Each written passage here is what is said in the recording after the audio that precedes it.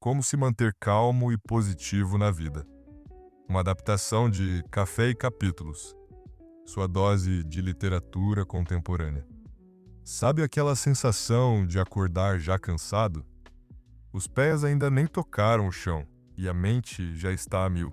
O prazo do trabalho, aquela conversa que você precisa ter, mas continua adiando. A conta que vence na sexta. O coração aperta, o peito fica pesado e o dia nem começou. Se você se reconhece nisso, precisa ouvir o que vou dizer agora. Você não está quebrado, você não é fraco, você é humano, vivendo num mundo que parece ter sido projetado para roubar a sua paz. Mas existe algo que quase ninguém te conta. Enterrada fundo dentro de você há uma chave secreta que pode transformar a tempestade na sua cabeça em um lugar de calma e clareza. E ao longo desta obra, você vai aprender a usá-la. Não são teorias bonitas nem conselhos vazios. São 15 estratégias testadas, aplicadas por milhões de pessoas ao redor do mundo, que vão reconectar você com a paz que já existe dentro de você. Respire fundo. Esta é a sua hora. Introdução. Imagine a cena. É segunda-feira de manhã, e antes mesmo de os seus pés tocarem o chão, a sua mente já está acelerada. Prazos de trabalho, problemas de relacionamento, pressão financeira. Aquela conversa que você precisa ter, mas continua adiando. O coração dispara, o peito aperta e você ainda nem saiu da cama. Parece familiar? Aqui está o que a maioria das pessoas não percebe. Você não está quebrado. Você não é fraco. Você é humano. Simplesmente humano. Vivendo num mundo que parece ter sido projetado para roubar a sua paz e drenar a sua positividade. Mas e se eu lhe dissesse que, bem fundo dentro de você, existe um interruptor, uma chave secreta, capaz de transformar a tempestade na sua mente em um oásis de serenidade? Isso não é mais um daqueles conteúdos superficiais de autoajuda. Aqui mergulharemos fundo em 15 estratégias transformadoras, que vão reconectar os circuitos do seu cérebro, remodelar os seus hábitos e lhe dar uma paz interior inabalável. Não são apenas teorias, são ferramentas testadas e comprovadas que ajudaram milhões de pessoas a recuperar o controle do seu estado mental e emocional. Ao terminar esta jornada, você terá um kit completo para se manter calmo no caos e irradiar positividade, mesmo quando a vida tenta derrubá-lo. Então respire fundo, encontre um lugar confortável e vamos começar essa transformação juntos. Capítulo 1. O paradoxo do controle. Aqui vai algo que pode surpreender você. Quanto mais você tenta controlar tudo na sua vida, mais fora de controle você de fato se sente. Eu sei que parece contraditório, mas acompanhe o raciocínio. A maioria de nós passa a vida inteira tentando ser o diretor de um filme no qual fomos escalados apenas para ser o personagem principal. Nos esgotamos tentando controlar o emprego, os relacionamentos, a opinião das outras pessoas, o tempo, o trânsito, a economia, até os nossos próprios pensamentos e emoções. Mas aqui está a verdade cruel. Quanto mais energia você despeja tentando controlar o que é incontrolável, mais estressado, ansioso e sobrecarregado você fica. Pense na última vez que você ficou preso no trânsito. Provavelmente sentiu a pressão subir, apertou o volante, talvez até buzinou ou trocou de faixa freneticamente. Mas alguma dessas reações fez o trânsito andar mais rápido? Claro que não! Você só se tornou mais miserável enquanto continuava no mesmo engarrafamento. Agora imagine um cenário diferente. Você está no mesmo trânsito, mas em vez de lutar contra ele, respira fundo e pensa: isso está completamente fora do meu controle. Posso usar esse tempo para ouvir aquele podcast que estava querendo, praticar alguns exercícios respiratórios, ou simplesmente aproveitar alguns minutos de reflexão tranquila. Mesmo trânsito, experiência completamente diferente. Esse é o paradoxo do controle em ação. A verdadeira calma não vem de controlar cada detalhe da sua vida. Ela vem de entender a diferença entre o que você pode influenciar e o que não pode. Deixe-me compartilhar um exercício simples, mas poderoso, que vai mudar a forma como você enfrenta cada situação estressante. Chama-se o círculo de influência. Imagine que você está no centro de 2 círculos. O círculo interno representa tudo o que você controla diretamente: seus pensamentos, suas ações, suas reações e suas decisões, como você trata as pessoas, o que você come, como você usa o seu tempo. O círculo externo representa tudo o que está fora do seu controle: as escolhas alheias, o passado, o futuro, desastres naturais, a economia, a opinião que os outros têm de você. Eis o erro que a maioria das pessoas comete. Ela gasta 90% da energia mental se preocupando com coisas do círculo externo, enquanto negligencia o círculo interno, onde de fato tem poder. Estressam-se com o que o chefe pensa delas, em vez de focar em fazer um trabalho excelente. Preocupam-se com o que pode acontecer no próximo ano, em vez de tomar boas decisões hoje. Tentam mudar a personalidade do parceiro, em vez de trabalhar as próprias habilidades de comunicação. Mas veja o que acontece quando você inverte esse jogo, quando você direciona energia para o círculo interno, para o que realmente pode controlar. Algo extraordinário ocorre. A sua influência naturalmente se expande. Quando você foca em ser a melhor versão de si mesmo, impacta positivamente todos ao seu redor. Quando você controla as suas reações diante de situações difíceis, frequentemente influencia o desenrolar dessas situações. Quando você para de forçar resultados e passa a focar no esforço e na atitude, melhores resultados tendem a aparecer. Aprendi essa lição da forma difícil durante um dos períodos mais estressantes da minha vida. Trabalhava em um emprego onde meu chefe era imprevisível. A empresa passava por grandes mudanças e eu sentia que tudo estava desmoronando. Passei meses tentando prever o que aconteceria a seguir, tentando influenciar decisões que não eram minhas e perdendo o sono com cenários que talvez nunca fossem se concretizar. Então, um dia, tive uma revelação. Desenhei os 2 círculos numa folha de papel e categorizei honestamente tudo o que me preocupava. Percebi que estava gastando quase toda a energia mental com coisas no círculo externo, negligenciando completamente o círculo interno. Então tomei uma decisão, focaria exclusivamente no que estava ao meu alcance. Fazer o meu trabalho com excelência, manter uma atitude positiva, cultivar boas relações com os colegas e me preparar para qualquer coisa que pudesse vir. O resultado? 3 meses depois, fui promovido. Não porque tentei controlar o desfecho, mas porque me concentrei inteiramente em controlar o meu esforço e a minha atitude. A promoção nem foi a melhor parte. A melhor parte foi a paz que senti durante aqueles 3 meses. Em vez de viver em ansiedade constante sobre o futuro, eu estava presente, focado e genuinamente tranquilo. Esse princípio se aplica a todas as áreas da vida.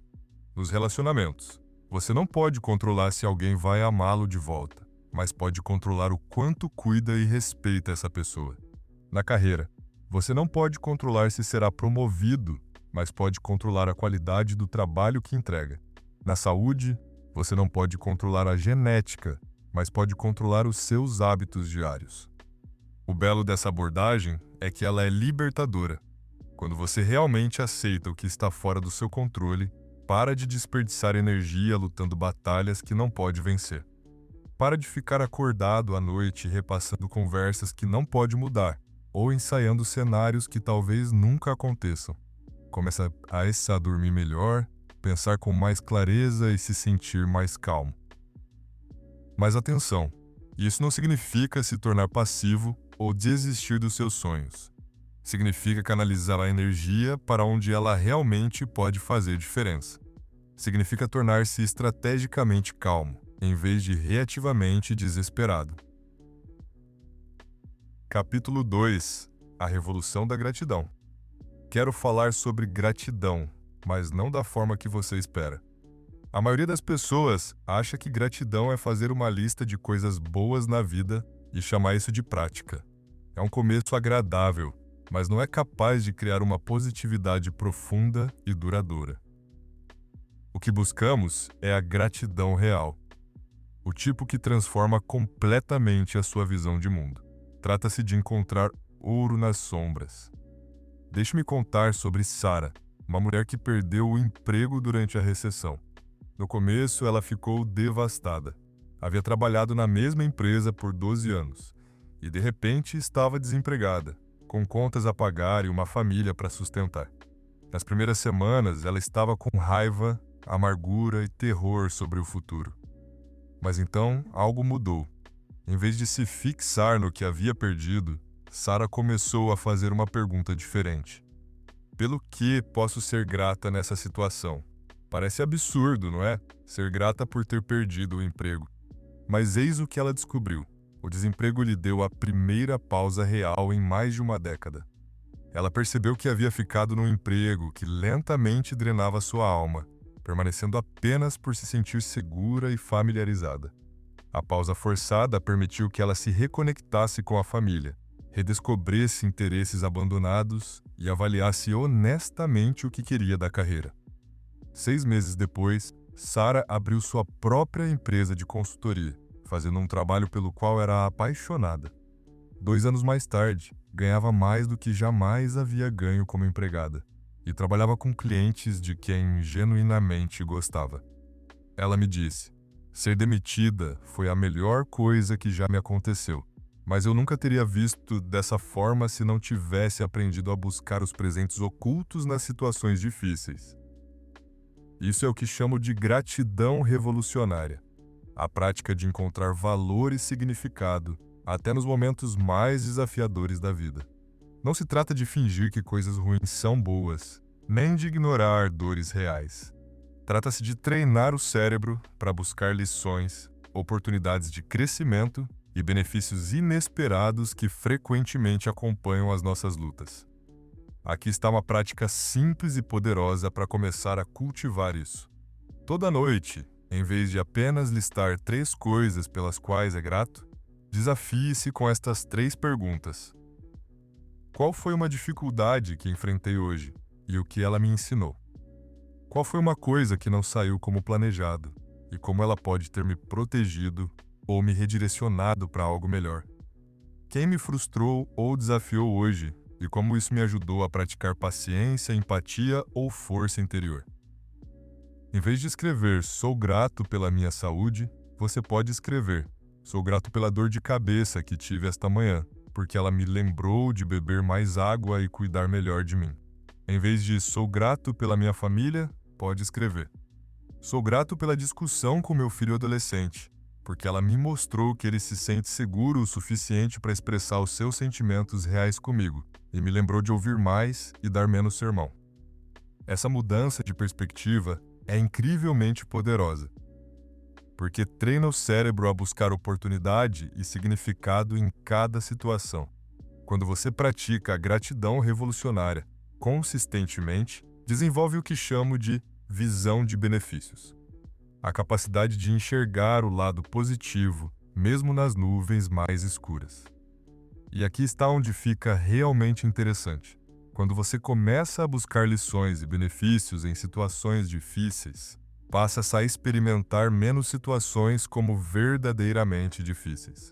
O engarrafamento vira uma oportunidade de reflexão silenciosa. A crítica do chefe vira feedback valioso. A rejeição vira redirecionamento para algo mais adequado. Lembro de um cliente chamado Marcos, que passava por um divórcio difícil. Ele estava amargurado, com raiva e convicto de que sua vida já havia sido arruinada. Durante uma de nossas conversas, desafiei-o a encontrar 3 coisas pelas quais poderia ser grato por causa do divórcio. Ele me olhou como se eu estivesse louco. Mas ao longo das semanas seguintes, algo notável aconteceu. Marcos começou a perceber que o divórcio o forçava a se tornar mais independente e autossuficiente. Estava aprendendo a cozinhar, a administrar finanças e a cuidar de si mesmo de formas que nunca havia feito antes. Também estava se reconectando com amigos que havia negligenciado durante o casamento e redescobria interesses que havia abandonado. Mais importante ainda, estava aprendendo lições valiosas sobre comunicação, compromisso e o que realmente queria de um relacionamento. 6 meses depois, Marcos me disse: "Não estou feliz com o fim do meu casamento, mas sou grato por quem estou me tornando por causa dele." Esse é o poder da gratidão revolucionária. Ela não muda o que acontece com você, mas transforma completamente como você experiencia o que acontece. Transforma você de vítima das circunstâncias em estudante da vida, aprendendo e crescendo com cada experiência. Mas a gratidão revolucionária vai ainda mais fundo do que encontrar lições nas dificuldades. Ela também é sobre apreciar os momentos ordinários que normalmente tomamos como garantidos. É ser grato por ter acordado esta manhã, por o coração bater sem você precisar pensar nisso, por ter acesso à água limpa, por poder ver o céu, por ter a capacidade de aprender e crescer. Quando você começa a notar e apreciar essas dádivas básicas da existência, cria uma fundação de contentamento que não depende das circunstâncias externas. Você percebe que já é incrivelmente rico de maneiras que nada tem a ver com dinheiro, e incrivelmente afortunado de formas que nada tem a ver com status ou conquistas. Capítulo 3. A arte do reset. Emocional. As suas emoções são como o clima, mudam constantemente, são frequentemente imprevisíveis. E embora você não possa controlá-las completamente, pode aprender a navegá-las com habilidade. O problema é que a maioria das pessoas trata as próprias emoções como estados permanentes, em vez de experiências temporárias. Pense desta forma: quando você está com raiva, pensa, "Eu estou com raiva", como se a raiva fosse sua identidade. Quando está triste, pensa, "Eu estou triste", como se a tristeza definisse quem você é. Mas e se eu lhe dissesse que você não é as suas emoções? Que você é o observador das suas emoções? Que raiva, tristeza, medo e frustração são apenas padrões climáticos passando pelo céu da sua consciência? Essa mudança de perspectiva, de ser as suas emoções para observá-las, é o alicerce do reset emocional.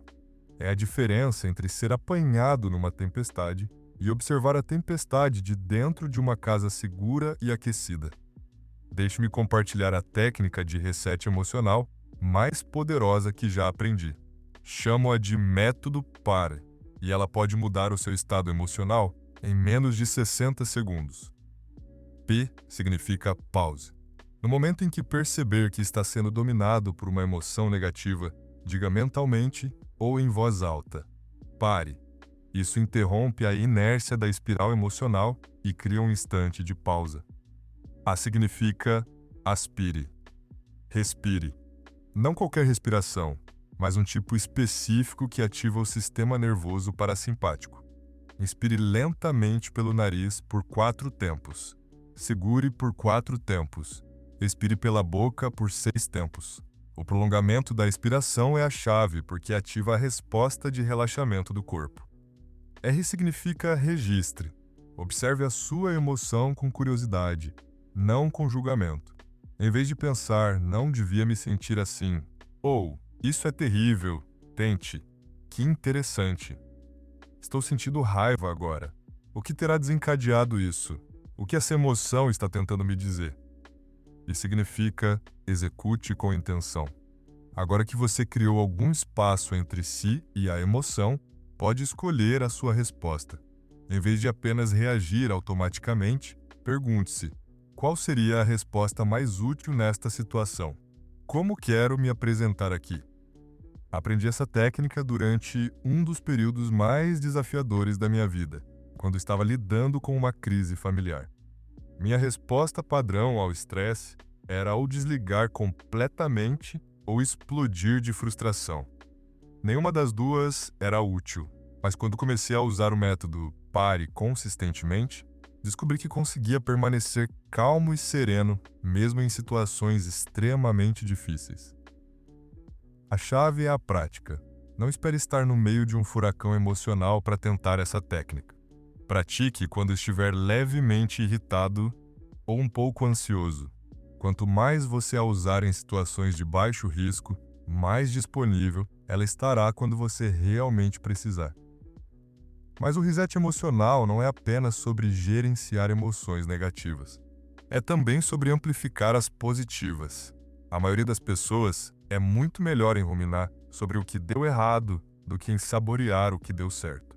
Elas repassam um momento constrangedor por horas, mas esquecem um elogio em minutos. Aqui está uma prática simples e poderosa. Sempre que você vivenciar um momento de alegria, gratidão, amor ou contentamento, pause e deixe-se sentir plenamente. Tire uma fotografia mental do momento. Observe o que está acontecendo no seu corpo. Talvez os ombros relaxem, a respiração se aprofunde, ou você sinta um calor no peito. Passe pelo menos 20 segundos realmente absorvendo o sentimento positivo. Essa prática é como fazer depósitos na sua conta bancária emocional. Quanto mais momentos positivos você conscientemente aprecia e armazena, mais recursos emocionais tem para sacar durante os tempos difíceis. Outro aspecto crucial do reset emocional é entender que as emoções têm uma vida útil natural. Pesquisas mostram que o componente fisiológico de uma emoção, a resposta química real no corpo, normalmente dura apenas cerca de 90 segundos. Se você está sentindo raiva, tristeza ou ansiedade por mais tempo do que isso, é porque está alimentando a emoção com pensamentos. Essa é uma informação incrivelmente empoderadora. Significa que, por mais intensa que uma emoção pareça no momento, se você conseguir apenas observá-la sem alimentá-la com pensamentos dramáticos ou histórias, ela naturalmente começará a diminuir em alguns minutos.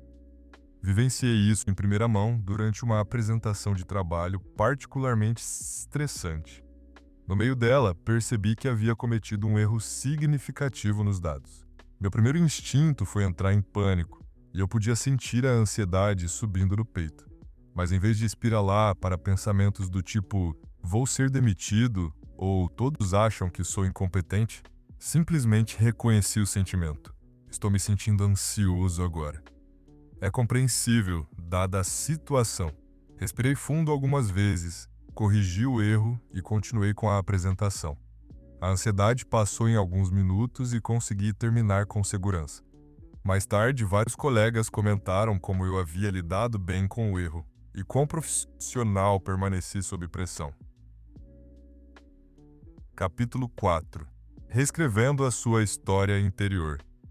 A conversa mais importante que você já terá é a que mantém consigo mesmo, dentro da sua própria mente. Esse diálogo interno, essa voz interior, funciona constantemente, fornecendo comentários sobre tudo o que acontece com você, moldando como você se vê e interpreta o mundo ao redor. O problema é que, para a maioria das pessoas, essa voz interior é como ter um colega de quarto severo e crítico morando na cabeça. É a voz que diz: você não é inteligente o suficiente. Você nunca vai ter sucesso. Todo mundo está te julgando. Você sempre estraga tudo. Essa voz é tão familiar que a maioria das pessoas nem percebe que ela está lá. Muito menos que tem o poder de mudá-la. Mas aqui está algo que pode surpreender você. Essa voz crítica interior não é realmente você.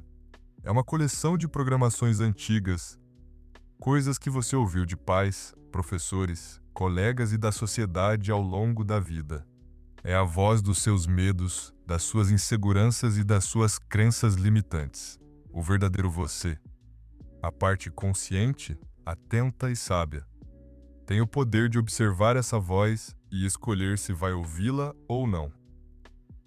Deixe-me contar sobre Davi, um talentoso designer gráfico que procurou minha ajuda porque lutava com ansiedade crônica e autodúvida. Davi trabalhava como freelancer há vários anos, mas vivia preocupado que seus clientes descobrissem que ele era uma fraude e que não sabia mesmo o que estava fazendo. À medida que conversávamos, ficou claro que a voz interior de Davi era incrivelmente severa. Quando um cliente pedia revisões, a voz dizia: "Está vendo? Você é péssimo nisso. Eles odeiam o seu trabalho." Quando ele conseguia um novo projeto, a voz dizia: "Você só teve sorte. Eles vão perceber que você não é tão bom quanto pensam." Quando cometia um pequeno erro, a voz dizia: "Você sempre estraga tudo. Vai perder esse cliente." Pedi a Davi que passasse uma semana simplesmente observando e anotando seu monólogo interno. Ele ficou chocado com o que descobriu. A voz interior era muito mais crítica e negativa do que ele jamais seria com outra pessoa. Ele percebeu que, essencialmente, estava sendo intimidado por si mesmo o dia todo. O primeiro passo para reescrever a sua história interior é tomar consciência da história atual. A maioria das pessoas está tão acostumada ao crítico interno que já nem o percebe. É como um detector de fumaça com bateria fraca. O bip constante vira ruído de fundo até você sintonizar conscientemente e perceber o quanto é perturbador. Nos próximos dias, preste atenção ao seu monólogo interno, especialmente nas situações desafiadoras. Quando algo dá errado, o que a sua voz interior diz? Quando enfrenta um novo desafio, que história ela conta sobre as suas chances de sucesso? Quando se olha no espelho, que comentários ela oferece? Não tente mudar nada ainda, apenas observe. A consciência é o primeiro passo para a transformação. Uma vez que você toma consciência da sua história interior atual, pode começar a questioná-la. A maioria do monólogo negativo baseia-se em padrões de pensamento distorcidos, que não resistiriam a um exame mais atento. Por exemplo, se a voz diz, "Eu sempre estrago tudo", pergunte-se, "Isso é realmente verdade? Consigo me lembrar de momentos em que lidei bem com as coisas?" Sempre é uma palavra precisa aqui. Frequentemente você descobrirá que o seu crítico interno está fazendo generalizações baseadas em evidências limitadas ou incidentes isolados. Mas aqui está o aspecto bonito. Uma vez que você reconhece esses padrões de pensamento distorcidos, pode começar a reescrevê-los. Em vez de "eu sempre estrago tudo", você pode dizer "cometi um erro e é assim que aprendo e melhoro". Em vez de "não sou inteligente o suficiente", pode dizer "estou aprendendo e crescendo a cada dia". Em vez de "todo mundo está me julgando", pode pensar "a maioria das pessoas está ocupada demais com a própria vida para me julgar. E aquelas que julgam revelam mais sobre si mesmas do que sobre mim". Davi começou a praticar essa técnica de reformulação consistentemente. Quando o crítico interno dizia, "O seu trabalho não é bom o suficiente", ele respondia, "O meu trabalho está melhorando continuamente, e meus clientes escolhem trabalhar comigo porque valorizam o que crio". Quando a voz dizia, "Vai perder esse cliente", ele contra-reatava com, "Vou me concentrar em fazer o meu melhor trabalho e me comunicar claramente com o cliente". A transformação foi notável. Em alguns meses, a ansiedade de David diminuiu significativamente. Sua confiança aumentou. E seu negócio cresceu porque ele havia parado de se sabotar com a autodúvida. Mas reescrever a história interior vai além de simplesmente questionar pensamentos negativos. É também sobre escolher conscientemente narrativas empoderadoras sobre si mesmo e a sua vida. Em vez de se ver como vítima das circunstâncias, pode escolher se ver como alguém que aprende e cresce com cada experiência. Em vez de focar nas fraquezas, pode escolher focar nos pontos fortes e em como os está desenvolvendo. Uma técnica poderosa é escrever uma carta para si mesmo a partir do seu eu futuro. A pessoa em que você está se tornando por meio de todo o crescimento e aprendizado. O que essa versão sábia, confiante e bem-sucedida de você diria agora? Que encorajamento ofereceria? Que perspectiva compartilharia sobre os desafios atuais? Isso não é negação da realidade nem pensamento positivo forçado. É sobre escolher histórias que empoderam em vez de diminuir. É sobre tornar-se o autor da própria narrativa, em vez de deixar a velha programação escrever a sua história. A voz que antes criticava e duvidava pode se tornar o seu maior aliado e apoiador. Capítulo 5. O poder de viver no momento presente. Aqui vai uma pergunta que pode surpreender. Onde você passa a maior parte do tempo mental? Se for como a maioria das pessoas, está revisitando o passado ou ensaiando o futuro. Mas raramente está plenamente presente no único momento que realmente existe, agora. Pense nisso. Quanto tempo você passa repassando conversas de ontem, ruminando velhos erros ou pensando em coisas que gostaria de ter feito de forma diferente. Quanta energia mental vai para preocupações com a reunião de amanhã, as contas do próximo mês ou o que pode acontecer se determinados cenários se concretizarem? Enquanto isso, a vida está acontecendo agora. Seus filhos estão crescendo agora. As oportunidades estão se apresentando agora. A beleza está ao seu redor agora. A alegria está disponível agora. Mas se a sua mente está presa ontem ou correndo para amanhã, você está perdendo tudo isso. Isso não é apenas um conceito filosófico. Tem implicações profundas para o bem-estar emocional. A ansiedade é quase sempre sobre o futuro, sobre coisas que ainda não aconteceram e podem nunca acontecer. A depressão é frequentemente sobre o passado, sobre perdas, arrependimentos e coisas que não podem ser mudadas. Mas a paz, a calma e o contentamento existem apenas no momento presente. Deixe-me compartilhar uma história que ilustra isso perfeitamente. Trabalhei com uma cliente chamada Jennifer, que estava constantemente estressada com sua filha adolescente. Jennifer ficava acordada à noite preocupando-se com o que a filha faria quando precisasse escolher uma faculdade, se ela estava tomando boas decisões, se estava preparada para os desafios da vida adulta. Durante uma das nossas conversas, perguntei: como está o seu relacionamento com a sua filha agora, neste momento? Ela parou e disse: na verdade, está muito bem. Tivemos uma ótima conversa no café da manhã. Ela está sendo mais aberta ultimamente. E posso ver que está se tornando uma jovem mulher maravilhosa. Então o problema não é o que está acontecendo agora, eu disse. O problema é o que pode acontecer mais tarde.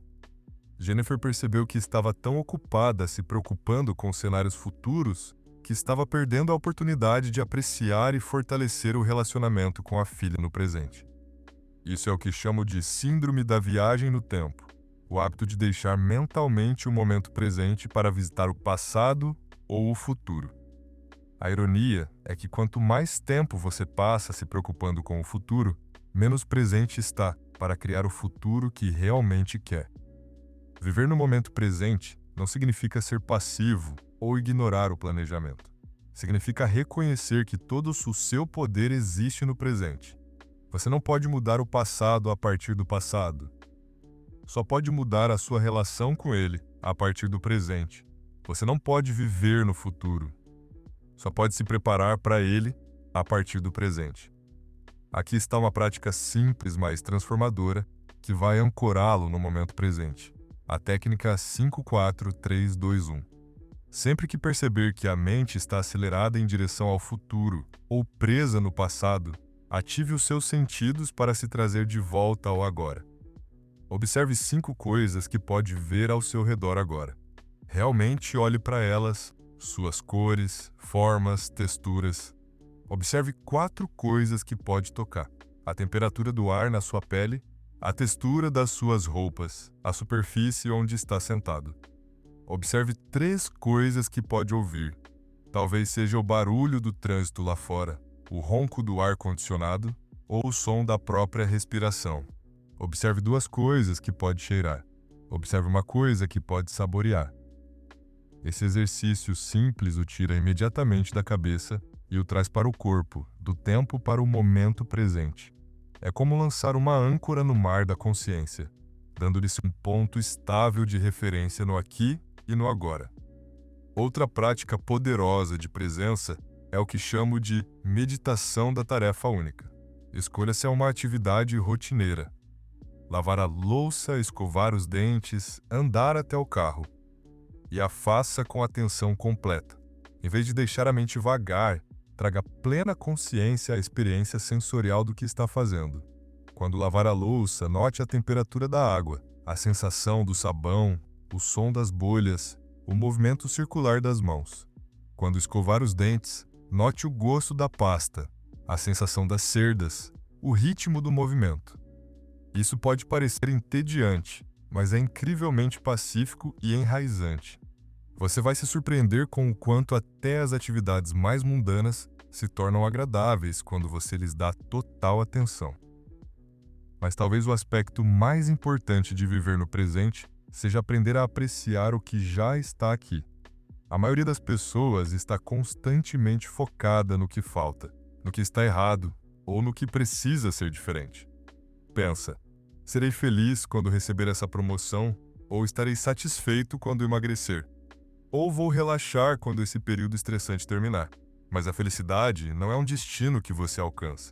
É uma forma de viajar. A paz não é algo que você conquista. É algo que você acessa. Aprendi essa lição durante um período particularmente difícil, quando lidava com estresse financeiro, problemas de relacionamento e incerteza sobre os rumos da carreira.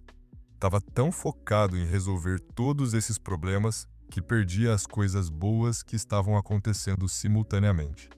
Uma tarde, estava sentado na varanda, me sentindo sobrecarregado e ansioso sobre o futuro, quando notei o pôr do sol. Era absolutamente lindo, camadas de rosa e laranja se espalhando pelo céu. Percebi que havia estado tão absorto nos problemas que não havia realmente olhado para um pôr do sol em meses. Enquanto ficava sentido observando o céu mudar de cor, sentia a ansiedade se dissolver. Nenhum dos meus problemas havia mudado, mas algo dentro de mim havia se transformado. Eu estava presente, consciente e conectado a algo maior do que as minhas dificuldades temporárias. Esse momento me ensinou que paz não é a ausência de problemas, é a presença da consciência. Capítulo 6. A arte da autoexpressão. Uma das causas mais negligenciadas de turbulências interior é a falta de autoexpressão autêntica. Quando você constantemente suprime seus pensamentos, sentimentos, criatividade e natureza verdadeira para se encaixar ou evitar conflitos, cria uma pressão interna que eventualmente se manifesta como ansiedade, depressão ou explosões emocionais. Pense na autoexpressão como um rio. Quando um rio flui livremente, é bonito, gerador de vida e pacífico. Mas quando você represa um rio, a água acumula pressão. Eventualmente, essa pressão se torna tão intensa que ou encontra uma saída ao redor da barragem ou a rompe completamente, frequentemente causando destruição. Os seus pensamentos, sentimentos e energia criativa são como essa água.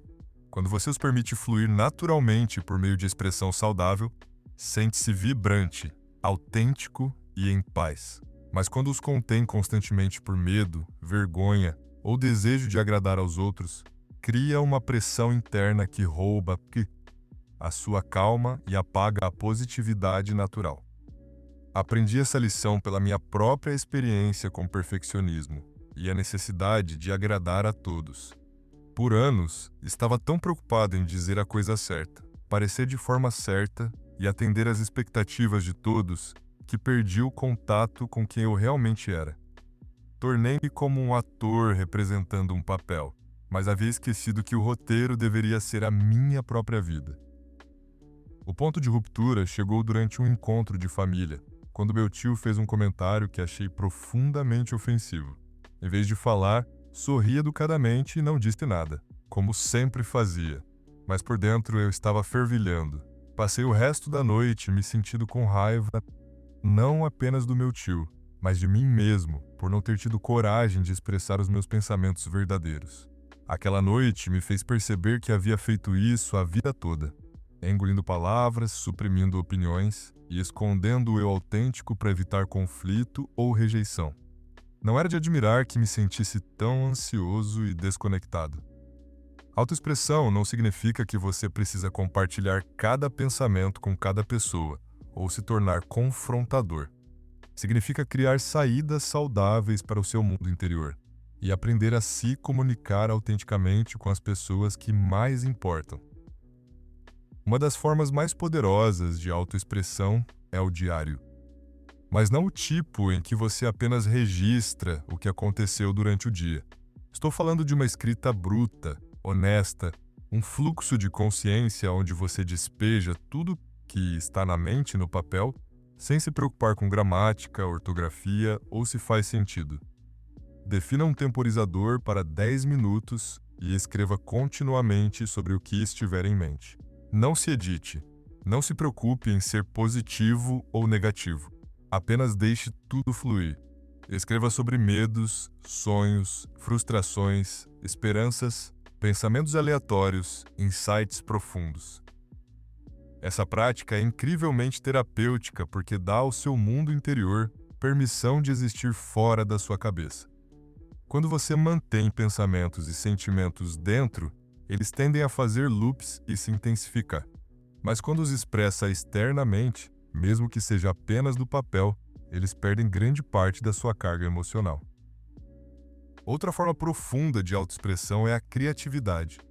Todo ser humano é criativo, mesmo que você não se veja dessa forma. Criatividade não é apenas sobre fazer arte ou música. É sobre trazer algo novo à existência.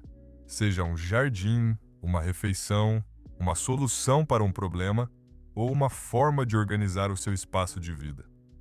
Trabalhei uma vez com uma cliente chamada Maria, que passava por um divórcio difícil e sentia que a vida desmoronava. Ela nunca havia se considerado criativa, mas a encorajei a encontrar alguma forma de expressão artística como uma maneira de processar as emoções. Maria decidiu tentar pintar, mesmo sem ter tocado num pincel desde a escola primária. No início, ficava frustrada porque as pinturas não pareciam nada reconhecível, mas a encorajei a focar no processo, não no produto, e simplesmente deixar as emoções fluírem pelas cores e pinceladas. O que aconteceu foi notável. Enquanto Maria pintava, descobriu que estava liberando emoções que nem sabia que carregava. Algumas pinturas eram escuras e caóticas, refletindo raiva e confusão. Outras eram surpreendentemente leves e cheias de esperança, revelando partes dela que estavam empolgadas com um novo começo. As pinturas em si não eram obras-primas, mas serviam como ponte entre o mundo interior de Maria e a realidade exterior. Mais importante ainda, o ato de criar ajudou a se reconectar com uma parte de si mesma que havia negligenciado por anos. O movimento físico é outra forma poderosa de autoexpressão. O corpo guarda emoções e energia, e às vezes a melhor forma de liberar o que está preso dentro é por meio do movimento. Isso não significa que você precisa se tornar dançarino ou atleta. Pode ser tão simples quanto colocar música e se mover do jeito que parecer bom, dar uma caminhada na natureza deixando a mente vagar, ou fazer alongamentos que o ajudem a se conectar com o eu físico. Mas talvez a forma mais importante de autoexpressão seja aprender a compartilhar seus pensamentos e sentimentos autênticos com as pessoas mais próximas a você. Esse é muitas vezes o tipo mais assustador de expressão, porque envolve vulnerabilidade e o risco de rejeição ou conflito. Comece aos poucos. Pratique compartilhar um pensamento ou sentimento genuíno a cada dia com alguém em quem confia. Pode ser dizer a um amigo que você apreciou algo que ele fez, expressar discordância com um colega de forma respeitosa ou contar ao parceiro sobre algo que tem te incomodado. A chave é se expressar a partir de um lugar de autenticidade, não de desejo de controlar resultados. Você não está compartilhando para obter uma resposta específica. Está compartilhando porque seus pensamentos e sentimentos importam e merecem existir no mundo. O belo da autoexpressão autêntica é que ela cria um ciclo positivo. Quanto mais você expressa o eu verdadeiro, mais confortável fica com quem é. Quanto mais confortável está consigo mesmo, menos precisa da aprovação alheia para se sentir digno. Quanto menos precisa da aprovação alheia, mais livre fica para se expressar autenticamente. Essa liberdade da necessidade constante de validação externa é uma das maiores fontes de paz interior disponíveis aos seres humanos. Capítulo 7. A Revolução do Perdão. Se eu lhe dissesse que existe uma prática capaz de libertá-lo de anos de bagagem emocional, melhorar os seus relacionamentos, reduzir os níveis de estresse e aumentar dramaticamente a paz interior, você estaria interessado? Essa prática é o perdão, mas não o tipo de perdão que você talvez esteja imaginando. A maioria das pessoas entende mal o perdão. Acham que significa desculpar comportamentos ruins, isentar as pessoas de responsabilidade, ou fingir que coisas dolorosas não aconteceram. Pensam que o perdão é algo que você faz pelos outros. um presente que dá a quem o magoou. Mas aqui está a verdade que vai revolucionar a sua compreensão. O perdão não é sobre outras pessoas. O perdão é sobre se libertar da prisão do ressentimento, da raiva e da vitimização. É sobre escolher a própria paz em detrimento do desejo de vingança ou de justiça. Quando você se apega à raiva e ao ressentimento, está essencialmente tomando veneno e esperando que a outra pessoa fique doente. Está permitindo que alguém que o machucou no passado continue machucando-o no presente. Toda vez que você repassa ofensa na mente, toda vez que conta a história de como foi prejudicado, toda vez que fantasia em se vingar, está dando poder a essa pessoa sobre o seu estado emocional. Deixe-me contar como aprendi essa lição. Anos atrás, um parceiro de negócios traiu minha confiança de uma forma que me custou uma quantia significativa de dinheiro e prejudicou minha reputação na área. Eu estava furioso, magoado e me sentia completamente justificado na raiva. Por meses carreguei esse ressentimento como uma mochila pesada. Acordava pensando no que tinham feito, passava horas planejando como me vingar ou pelo menos garantir que enfrentassem as consequências. Contava história para quem quisesse ouvir, sentindo a raiva fresca e crua a cada vez. Mas gradualmente comecei a notar algo perturbador. Meu ex-parceiro parecia estar seguindo em frente muito bem, enquanto eu estava preso num estado constante de raiva e estresse. Ele dormia tranquilo enquanto eu ficava acordado repassando cenários de confronto. Ele estava focado no futuro enquanto eu estava preso no passado. Percebi que meu ressentimento não estava machucando-o. Estava apenas machucando a mim. Eu estava pagando o preço pelo erro dele, não apenas financeiramente, mas emocionalmente e fisicamente. Foi quando tomei uma decisão que parecia contraintuitiva, mas que mudou tudo. Escolhi perdoá-lo. Não porque ele merecia, não porque havia pedido desculpas ou reparado os danos, mas porque eu merecia me libertar do peso de carregar o erro dele comigo. No momento em que decidi perdoar, algo mudou dentro de mim. A sensação pesada no peito começou a se desfazer. Os pensamentos obsessivos sobre vingança começaram a esmaecer. Comecei a dormir melhor e a me sentir mais como eu mesmo. Mas aqui está o que realmente me surpreendeu. Perdoar aquele parceiro não foi o fim da jornada. Do perdão foi apenas o começo. À medida que aprendi a perdoar os outros, descobri que a pessoa que mais precisava perdoar era eu mesmo.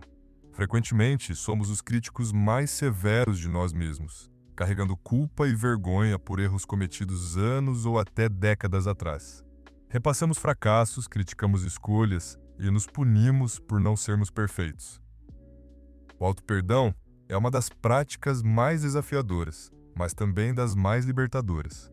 Exige que você reconheça seus erros sem minimizá-los, assuma a responsabilidade sem se afogar na vergonha e se comprometa a melhorar sem exigir perfeição.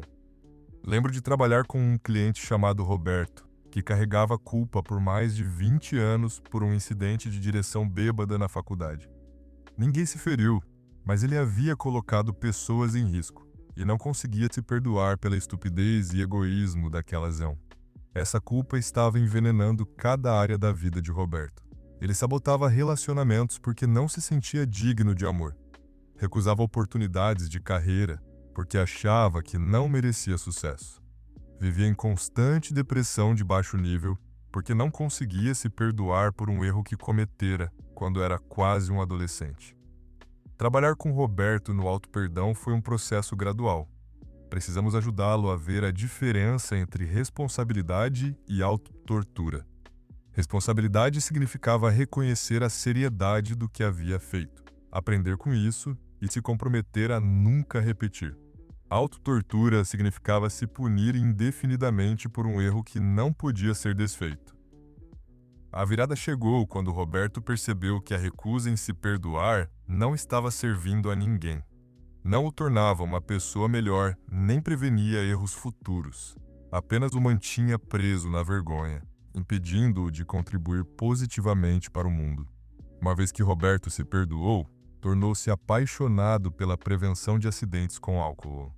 Começou a se voluntariar em organizações que educavam jovens sobre os perigos de dirigir alcoolizado. Transformou seu erro em missão, usando a culpa como combustível para a ação positiva em vez de autodestruição. Essa é uma das facetas mais belas do perdão. Ele transforma a dor em propósito. Quando você perdoa os outros, liberta-se para amar com mais plenitude. Quando se perdoa, liberta-se para se tornar a pessoa que deveria ser. Mas o perdão vai além das grandes mágoas e traições. Inclui também a prática diária de soltar pequenas irritações e decepções. O motorista que fechou no trânsito, o colega que levou crédito pela sua ideia, o amigo que cancelou compromissos na última hora. Essas ofensas menores podem acumular e criar um nível de fundo de ressentimento que rouba a paz. Pratique o perdão em tempo real ao longo do dia. Uma técnica que acho útil é o que chamo de respiração do perdão. Quando alguém faz algo que desencadeia raiva ou ressentimento, respire fundo e diga silenciosamente: "Te perdoo e me liberto de carregar essa mágoa." Depois, conscientemente, solte a tensão no corpo ao expirar. Essa prática simples impede que irritações menores se acumulem em ressentimentos maiores e mantém a paz interior mesmo quando os outros se comportam de forma inadequada. Capítulo 8. A ciência dos limites. Uma das formas mais rápidas de destruir a paz interior é viver sem limites claros. Limites não são muros que afastam as pessoas. São diretrizes que protegem a sua energia, tempo e bem-estar emocional, ao mesmo tempo que permitem que relacionamentos saudáveis floresçam. A maioria das pessoas que luta com ansiedade, sobrecarga e ressentimento tem uma coisa em comum: tem limites fracos. Diz sim quando quer dizer não. Toma os problemas dos outros como seus. Permite que comportamentos tóxicos continuem sem controle e sacrifica as próprias necessidades para evitar decepcionar os outros. Se isso soa familiar, você não está sozinho. Muitos de nós fomos ensinados que ter limites é egoísmo, que pessoas boas sempre colocam os outros em primeiro lugar e que dizer não nos torna maus ou indiferentes. Mas aqui está a verdade. Ter limites saudáveis não o torna egoísta, torna-o sustentável. Pense desta forma. As instruções de segurança dos aviões dizem para colocar a própria máscara de oxigênio antes de ajudar os outros. Não porque você importa mais do que a pessoa ao lado, mas porque você não pode ajudar ninguém se estiver inconsciente. Da mesma forma, não pode ser genuinamente útil aos outros se está esgotado, ressentido e depletado por dar constantemente mais que tem. Deixe-me contar a história de Linda, uma cliente que veio a mim à beira de um colapso nervoso. Linda era mãe solteira, trabalhava em tempo integral e também cuidava dos pais idosos. O ex-marido ligava regularmente para reclamar dos próprios problemas. A irmã pedia constantemente que ela cuidasse das crianças. Os colegas despejavam projetos nela porque ela nunca dizia não. E as amigas a tratavam como terapeuta gratuita. Linda estava exausta, ressentida e sentia que todos tiravam vantagem da sua bondade. Mas quando sugeri que ela precisava estabelecer limites, a primeira reação foi: "Mas não posso decepcionar as pessoas. E se ficarem com raiva? E se não gostarem mais de mim?" Esse é o medo que mantém a maioria das pessoas presas em uma vida sem limites. Mas eis o que Linda descobriu, e o que você também vai descobrir. Limites saudáveis melhoram os relacionamentos ao criar clareza, respeito e sustentabilidade. O primeiro tipo de limite que você precisa dominar é o limite de tempo. O seu tempo é o seu recurso mais precioso, e como você o gasta determina a qualidade de vida. Limites de tempo significam ter diretrizes claras sobre como passa o tempo e comunicar essas diretrizes aos outros. Para Linda, estabelecer limites de tempo significou dizer ao ex-marido que só estava disponível para discutir assuntos relacionados aos filhos, e apenas em horários específicos. Significou dizer à irmã que precisava de aviso com antecedência para cuidar das crianças, e que só podia ajudar uma vez por mês. Significou sair do trabalho em horário razoável, em vez de ficar até tarde para terminar os projetos dos outros. O segundo limite crucial é o emocional. Significa assumir responsabilidade pelas próprias emoções enquanto recusa assumir responsabilidade pelas emoções alheias. Muitas pessoas são esponjas emocionais, absorvendo os humores, sentimentos e energias de todos ao redor. Limites emocionais significam reconhecer quando o drama, a ansiedade ou a negatividade de outra pessoa está afetando o seu estado emocional e conscientemente escolher não absorvê-la. Significa ser compassivo sem se tornar emaranhado. Significa se importar com os outros sem carregar os seus fardos emocionais como se fossem seus. Aprendi sobre limites emocionais da forma difícil quando tinha uma amizade com alguém que vivia em crise. Cada conversa era sobre o último drama, os problemas avassaladores, a sorte terrível. Eu me via temendo as ligações porque sabia que desligaria sentindo-me drenado e deprimido. No começo, achei que ser bom amigo significava absorver toda a negatividade e tentar resolver os problemas. Mas gradualmente percebi que minha disponibilidade emocional constante não os estava ajudando. Estava apenas permitindo que evitassem assumir responsabilidade pelo próprio estado emocional, enquanto destruía a minha paz. O terceiro tipo de limite é o energético. Algumas pessoas são vampiros de energia. Saem deixando você drenado, exausto e depletado. Outras são doadoras de energia.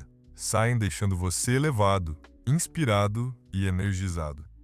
Limites energéticos significam ser intencional sobre com quem passa tempo e quanta energia investe em diferentes relacionamentos. O quarto limite é o dos valores e crenças. Significa ser claro sobre o que defende e não comprometer a integridade para agradar outros ou evitar conflitos. Limites de valores podem significar recusar participar de fofoca, mesmo que todos o façam, falar quando alguém faz um comentário que conflita com crenças centrais, ou escolher não participar de atividades que violam princípios. Estabelecer limites não é um evento único. É uma prática contínua que requer consistência e coragem. As pessoas vão testar seus limites, especialmente no começo. Podem ficar com raiva, tentar culpá-lo ou negociar os limites. Isso é normal e não significa que os limites estão errados. A chave é permanecer calmo, gentil e consistente. Você não precisa justificar limites nem convencer ninguém de que são razoáveis. Um simples "isso não funciona para mim" ou "não estou disponível para isso" frequentemente é suficiente. Lembre-se, você ensina as pessoas a como tratá-lo pelo que aceita. Quando mantém limites saudáveis de forma consistente, treina as pessoas na sua vida a respeitar seu tempo, energia e necessidades. Aquelas que genuinamente se importam com você vão ajustar o comportamento. Aquelas que não respeitam os limites revelam que estavam mais interessadas no que você pode fazer por elas do que em ter um relacionamento genuíno. Capítulo 9. O ritual da reflexão diária. Em nosso mundo acelerado e constantemente conectado, a maioria das pessoas vive no piloto automático, passando de uma tarefa para outra, sem jamais pausar para processar, aprender ou integrar as experiências. Esse ritmo constante pode parecer produtivo, mas na verdade impede o tipo de aprendizagem profunda e processamento emocional que cria calma e positividade duradouras. A reflexão diária é como apertar o botão de pausa no controle remoto da vida. É uma prática que transforma experiências comuns em sabedoria, caos em clareza e reatividade em intencionalidade. É a diferença entre viver a vida e aprender com ela. A maioria das pessoas acha que não tem tempo para reflexão, mas a verdade é que você não pode se dar ao luxo de não refletir. Sem reflexão, está condenado a repetir os mesmos erros, perder lições valiosas e viver em estado constante de reação, em vez de criação consciente. Por anos, eu desabava na cama toda noite sentindo que o dia havia acontecido comigo, em vez de sentir que havia participado ativamente de criá-lo. Acordava no dia seguinte e repetia os mesmos padrões, reagia às situações das mesmas formas, Cometia os mesmos tipos de erros sem nem perceber. Mas quando comecei a dedicar apenas 10 minutos a cada noite para reflexão, tudo mudou. Comecei a ver padrões no meu comportamento, identificar gatilhos que me tiravam do equilíbrio e reconhecer oportunidades de crescimento que havia estado perdendo. Mais importante, comecei a me sentir o autor da própria vida, não apenas um personagem reagindo ao que quer que acontecesse. A reflexão eficaz não é apenas pensar sobre o dia. É uma prática estruturada que ajuda a extrair o máximo de aprendizado das experiências. A chave está em fazer as perguntas certas, que promovam insight em vez de apenas remoer eventos. Aqui estão as 3 perguntas fundamentais que formam o núcleo de uma reflexão diária transformadora. O que fiz bem hoje? Essa pergunta treina o cérebro a notar sucessos, escolhas sábias e momentos de crescimento. A maioria das pessoas é muito melhor em lembrar os erros do que as vitórias. Mas focar no que você fez bem constrói confiança e reforça padrões positivos. Não se trata de grandes conquistas ou desempenho perfeito. Trata-se de reconhecer as pequenas vitórias que se somam para criar uma vida plena.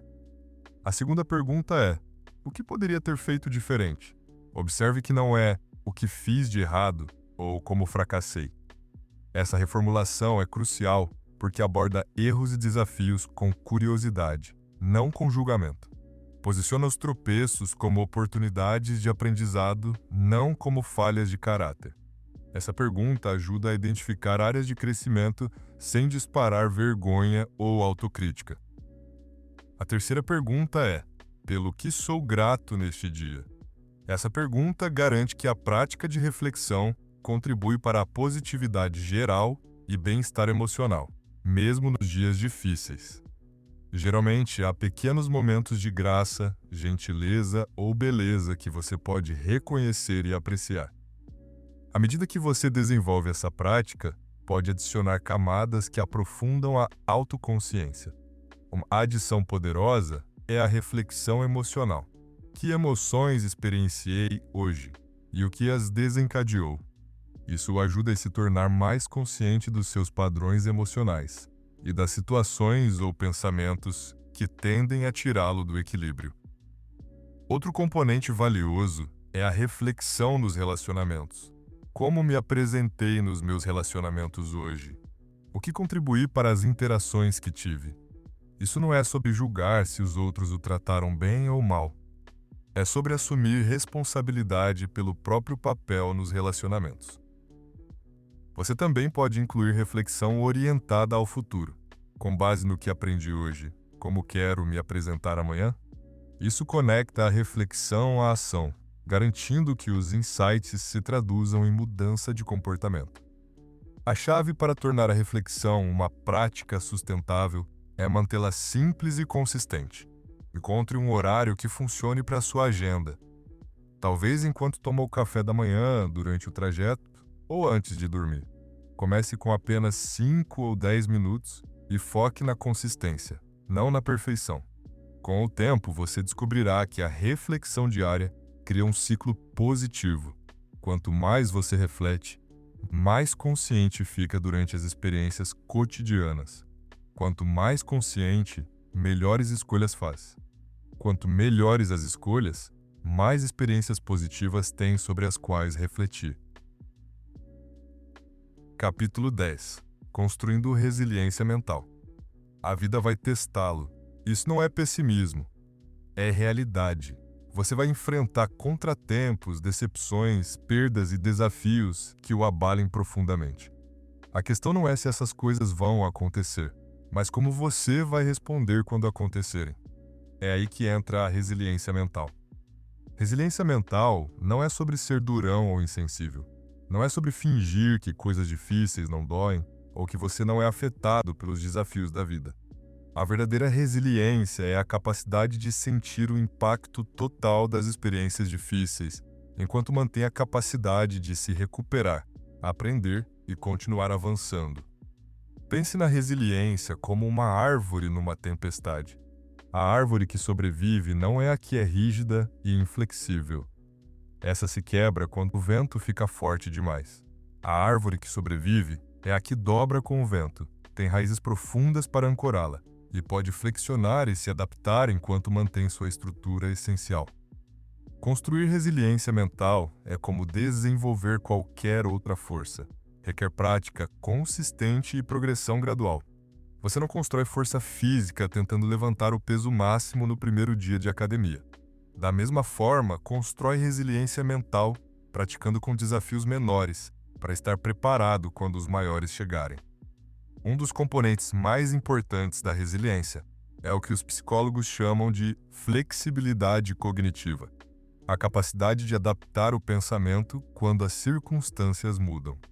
A maioria das pessoas fica presa em padrões de pensamento rígidos, que funcionavam em uma situação, mas se tornam obstáculos em novas situações.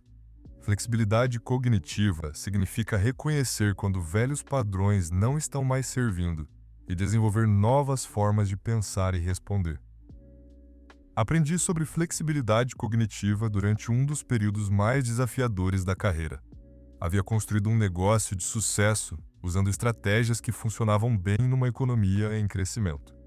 Mas quando o mercado mudou, essas mesmas estratégias começaram a falhar. Meu primeiro instinto foi trabalhar mais usando as mesmas abordagens. Mas quanto mais trabalhava, pior ficava.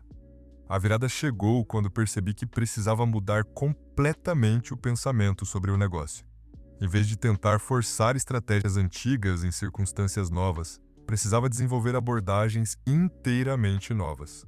O processo foi desconfortável e incerto, mas me ensinou que a resiliência frequentemente exige a coragem de abandonar o que é familiar pelo que é necessário. Outro elemento crucial da resiliência é o que chamo de capacidade de encontrar significado. A capacidade de encontrar propósito e significância mesmo nas experiências difíceis. Viktor Frankl, sobrevivente do Holocausto e psiquiatra, observou que os prisioneiros que sobreviveram aos campos de concentração não eram necessariamente os fisicamente mais fortes, mas aqueles capazes de encontrar sentido no sofrimento. Uma prática poderosa para construir essa capacidade é a pergunta do legado. Como essa experiência, por mais difícil que seja, pode me preparar para ajudar outros que enfrentam desafios semelhantes? Ou que pontos fortes essa situação está me chamando a desenvolver que eu talvez não tivesse descoberto de outra forma? Trabalhei uma vez com uma mulher chamada Sarah, devastada por um aborto espontâneo. A perda era dilacerante e o luto parecia insuportável. Mas com o tempo, Sarah conseguiu encontrar significado na experiência ao se tornar um ponto de apoio para outras mulheres, passando por perdas na gravidez.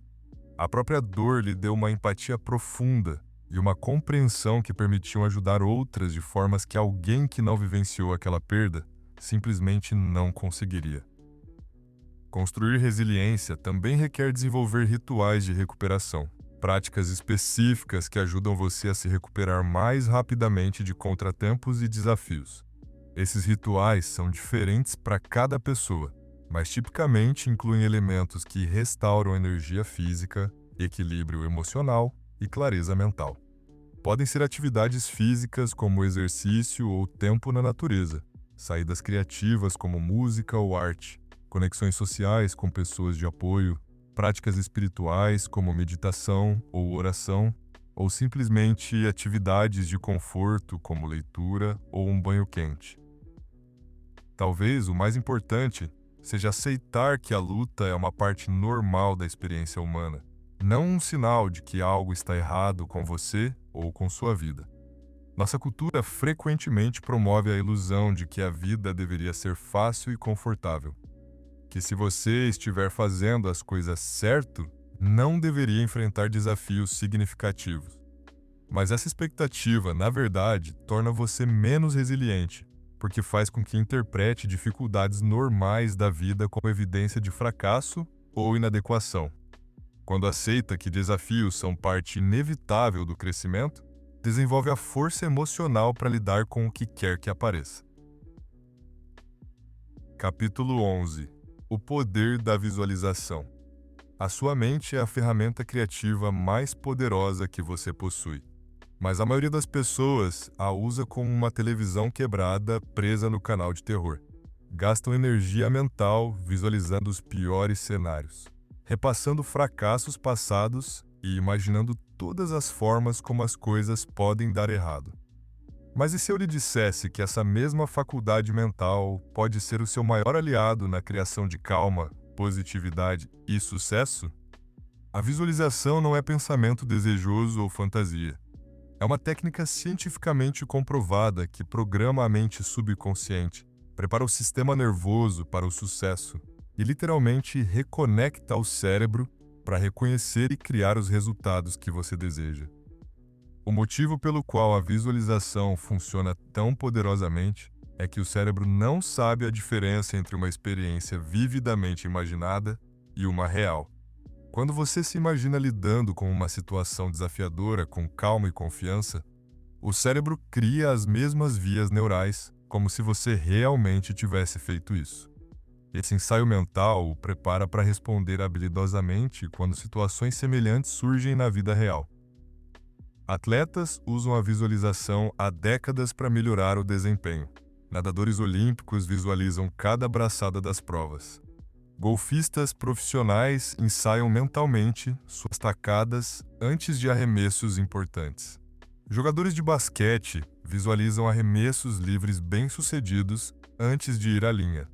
Não são apenas exercícios motivacionais, são métodos comprovados para programar a mente e o corpo para alto desempenho. Mas a visualização não é apenas para atletas. Você pode usar essa mesma técnica para se programar para respostas calmas ao estresse, interações positivas com pessoas difíceis, apresentações bem-sucedidas no trabalho ou qualquer outro resultado que queira criar. Deixe-me contar como a visualização transformou minha própria relação com a fala em público.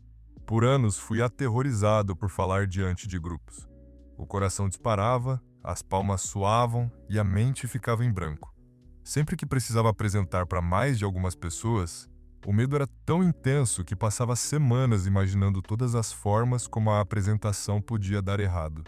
Então aprendi sobre visualização e decidi inverter o jogo. Em vez de ensaiar mentalmente o desastre, comecei a passar 10 minutos por dia me visualizando, fazendo apresentações com calma e confiança. Imaginava entrando na sala relaxado e preparado, fazendo contato visual com a audiência, falando de forma clara e envolvente, recebendo feedback positivo em seguida.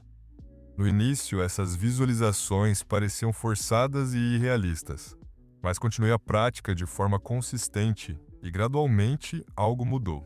Quando chegou o dia da próxima apresentação, me senti mais calmo do que em anos. Durante a apresentação, percebi que estava naturalmente fazendo muitas das coisas que havia visualizado. Veja como praticar visualização eficaz para calma e positividade. Primeiro, escolha uma situação específica que normalmente desencadeia estresse ou ansiedade. Encontre um lugar tranquilo onde não será interrompido e feche os olhos. Comece com algumas respirações profundas para relaxar o corpo e acalmar a mente. Agora imagine-se nessa situação desafiadora, mas se veja respondendo exatamente como gostaria de responder. Torne a visualização o mais detalhada e vívida possível.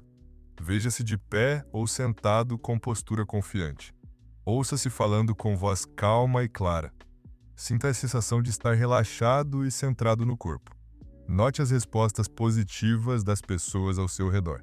Experiencie a satisfação de lidar habilidosamente com a situação. A chave é engajar todos os sentidos na visualização. Não apenas veja a cena. Ouça os sons, sinta as sensações físicas. Quanto mais sentidos você envolver, mais real a experiência se torna para a mente subconsciente. Pratique essa visualização por 5 a 10 minutos diariamente, idealmente ao mesmo tempo cada dia. Consistência é mais importante do que duração. Uma técnica poderosa é o que chamo de visualização de identidade. Em vez de apenas imaginar a si mesmo lidando bem com situações específicas, visualize-se como alguém que naturalmente incorpora as qualidades que quer desenvolver. Veja-se como uma pessoa naturalmente calma, alguém que irradia positividade, que lida com desafios com graça e sabedoria. Crie uma imagem mental detalhada dessa versão ideal de si mesmo.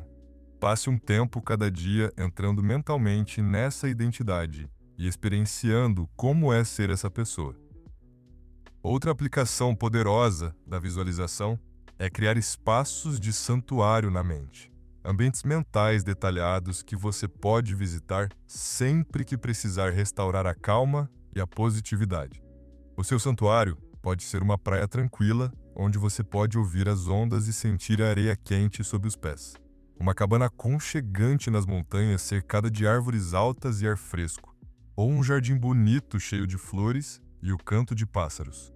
A chave é criar um espaço que pareça completamente seguro, pacífico e restaurador para você. Lembre-se, a mente está constantemente criando imagens e cenários de qualquer forma.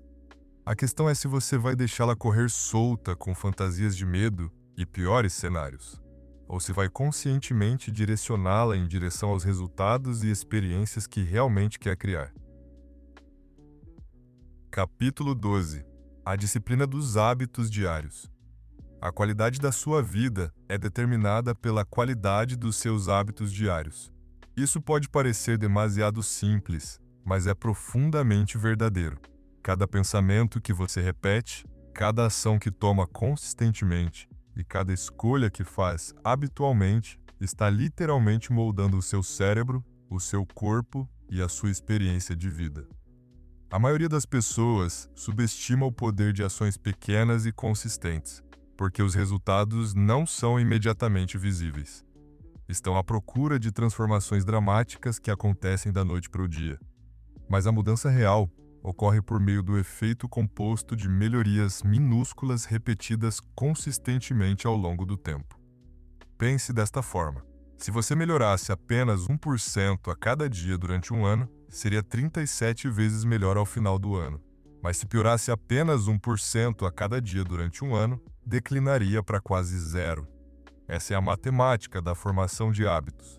Mudanças pequenas parecem insignificantes no momento, mas se compõem ao longo do tempo para criar resultados massivos. O desafio é que os nossos cérebros são programados para gratificação imediata, não pensamento de longo prazo. Quando você escolhe meditar por 10 minutos em vez de rolar pelas redes sociais, o retorno imediato parece mínimo. Quando escolhe uma refeição saudável em vez de junk food, não se sente dramaticamente diferente de imediato. Quando escolhe praticar gratidão em vez de reclamar, o mundo não se transforma imediatamente. Mas aqui está o que acontece quando você faz essas pequenas escolhas positivas consistentemente. O cérebro literalmente se reconecta para apoiar esses novos padrões. O sistema nervoso se adapta a níveis mais altos de calma e positividade. O corpo fica mais forte e resiliente. Os relacionamentos melhoram porque você está se apresentando como uma versão melhor de si mesmo. A chave para a formação sustentável de hábitos é começar muito menor do que você acha que deveria. A maioria das pessoas falha em construir novos hábitos porque tenta mudar demais rápido demais. Decidem que vão meditar por 1 hora, fazer exercício por 90 minutos, escrever no diário por 30 minutos e reformular completamente a dieta, tudo ao mesmo tempo. Essa abordagem quase sempre leva à sobrecarga e ao eventual abandono dos novos hábitos. Em vez disso, comece com o que chamo de micro-hábitos. Ações tão pequenas que são quase impossíveis de falhar, mas que apontam na direção dos seus objetivos maiores. Se quiser desenvolver uma prática de meditação, não comece com sessões de 30 minutos. Comece com 1 minuto. Se 1 minuto parecer muito, comece com 3 respirações profundas.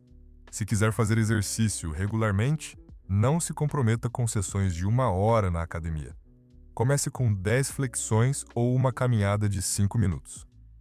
O objetivo dos micro-hábitos não é criar resultados dramáticos imediatamente. É estabelecer as vias neurais e mudanças de identidade que vão apoiar mudanças maiores ao longo do tempo. Quando você medita por 1 minuto consistentemente durante um mês, torna-se alguém que medita. Quando faz 10 flexões todo dia durante um mês, torna-se alguém que faz exercício. Essas mudanças de identidade são muito mais poderosas do que a força de vontade para sustentar mudanças de longo prazo. Deixe-me contar como esse princípio transformou a minha rotina matinal. Por anos, tinha manhãs caóticas que definiam um tom estressante para o dia inteiro.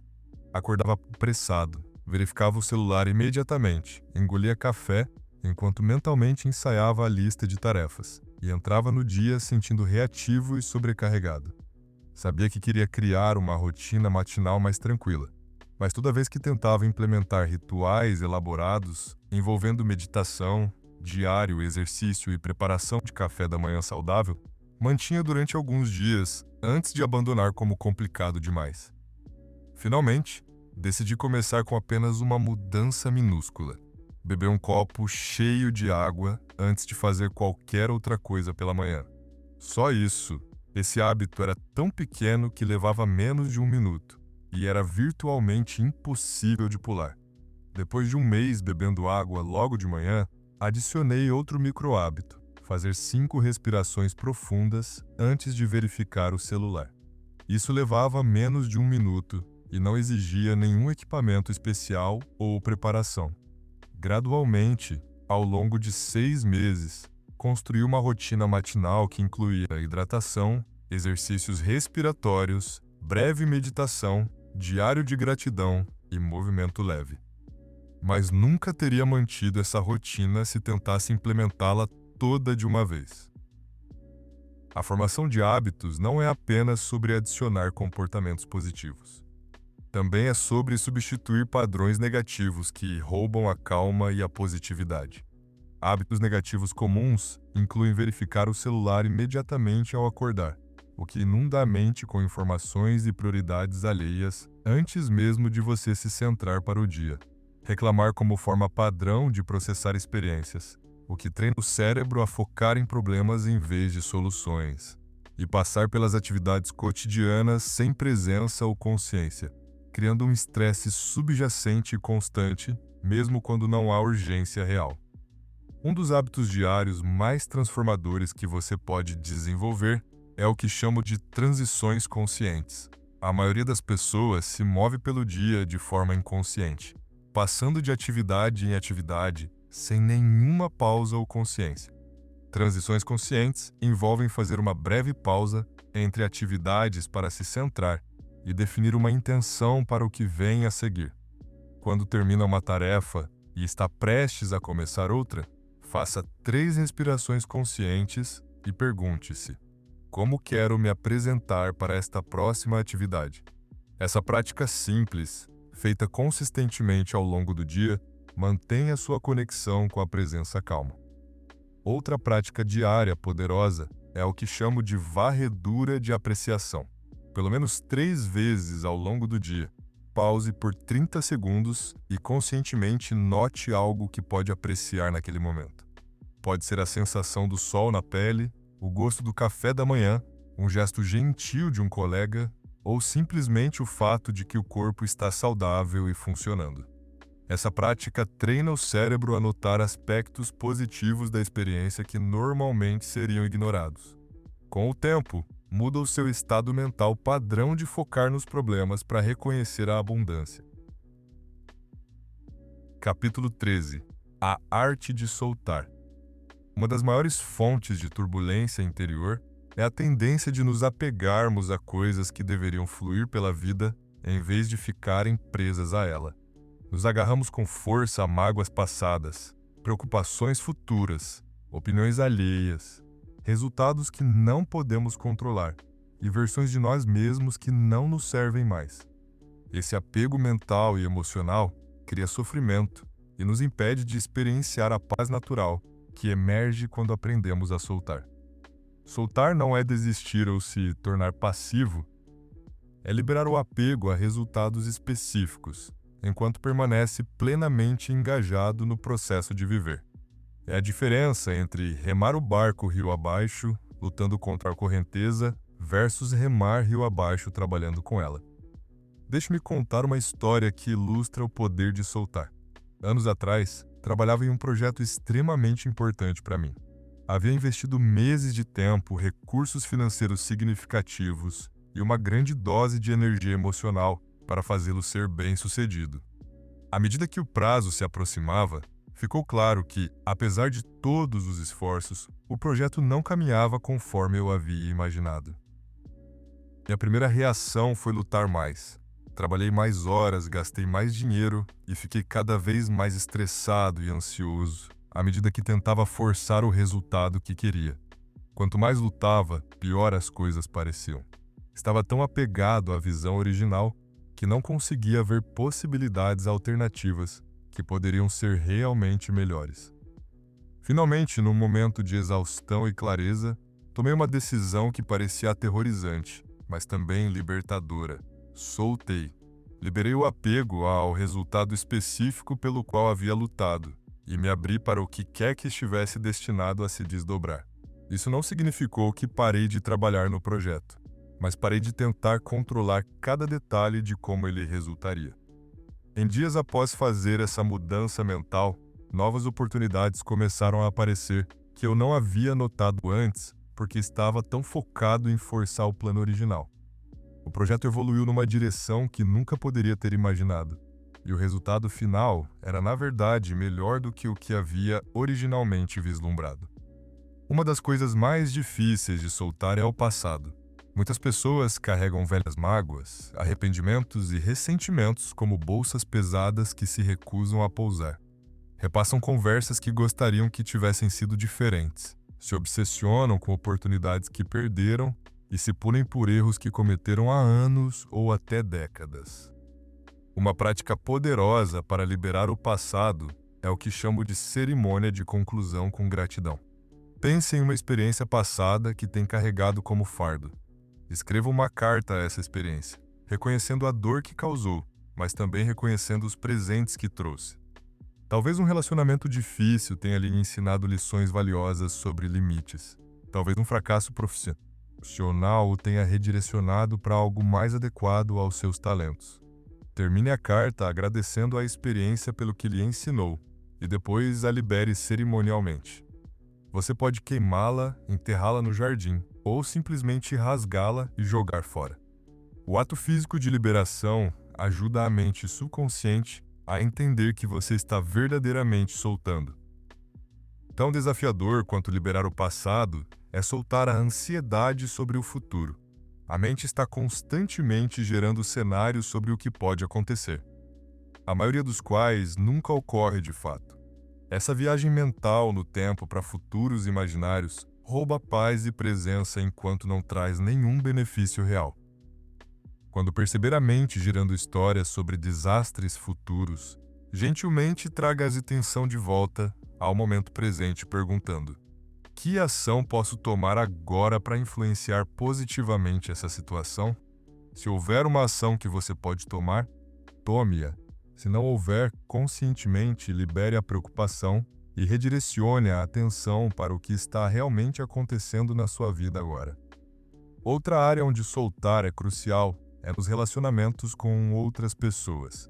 Muitas pessoas se esgotam tentando controlar como os outros pensam, sentem e se comportam.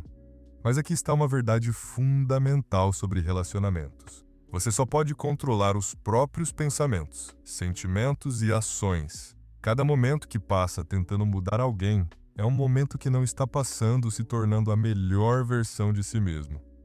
Soltar nos relacionamentos significa amar as pessoas sem tentar controlá-las.